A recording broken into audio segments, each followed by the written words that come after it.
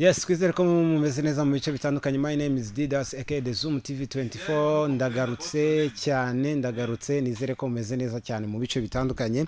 Yes, abishiri mwamuturakanda subscribe, wo turakanda subscribe kandi ukamenyetso k'umutuku kandi to subscribe kugira ngo uzajye ubona n'izindi video zitandukanye utasanga ahandi.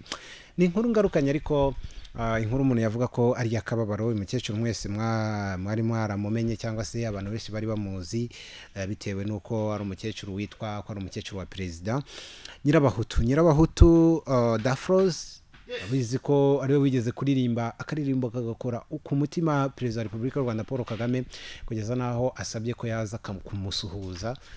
Ababyibuka rwose yasuye akarere kamwe barabyibuka.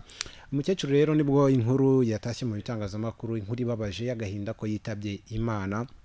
Nkuko mubibona ku mafoto yagiye aganira cyane ndetse agirana ibihe byiza na Perezida wa Republika ubwo yagendaga asura kariya karere.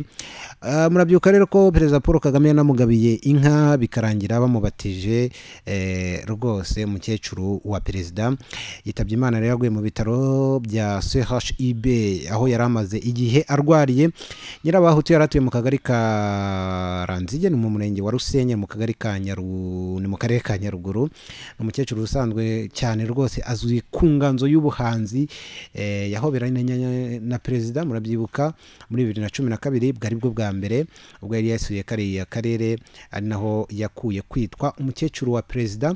Uyu Nyirabahutu yatangaje ko hari mu minsi ishize nyine ko yakundaga Perezida Paul Kagame ariko rwose agakanezezwa nuko yamwiboneye amaso ku maso, ndetse akajya namuririmba akamuririmbira imbyino zivuga ukuri kwa Perezida cyangwa se zimurata ibigwi. Nyirabahutu kandi yavuze ko mu mwaka wa 2012 ubwo Perezida yajyaga gusura akarere ka Nyaruguru itorero aririmbamo akanerebera umutoza ryari buririmbo uwo munsi. Yavuze ko rwose n'ubusanzwe ngo yajyaga ahimba ibitero, yahitangiye guhimba ibitero ako kanya maze kubona ko ari Perezida uzaza. Bimwe yajyaga nabihimbira aho yaririmbaga ako kanya cyangwa se mbona nkubone. N'umukecuru utashidikanywagaho kubigendanye n'ubuhanzi. Umuntu yavuga ngo Imana imuhe iruhuko ridashira. By'urupfu n'ubwo nyine twese tuzapfa, ariko abanyarwanda bakunda kuvuga ati wabusize iyihe nkuru ku musozi. Abarokore bakunda kuvuga ngo ese Imana n'abantu bazakwibukira kuki. Kugeza ubu turamwibuka nk'umuntu wari inyangamugayo, wari umutoni kuri Perezida wa Republika y'u Rwanda Paul Kagame.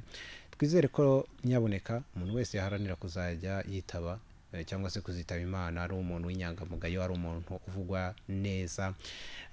By'umwihariko kandi twihanganishe umuryango cyangwa se abasigaye bo kuri uyu mukecuru Nyirabahutu. My name is Didas aka The Zoom TV 24. Turakanda subscribe kandi ukamenyetso k'umutuku kandi to subscribe. Niwagirwe kandi n'inzogera ihitiza kugira ngo video tuzajye dushyiraho zizajye zihita zikugeraho mu buryo bwa notification. Twishimira kubana namwe bra.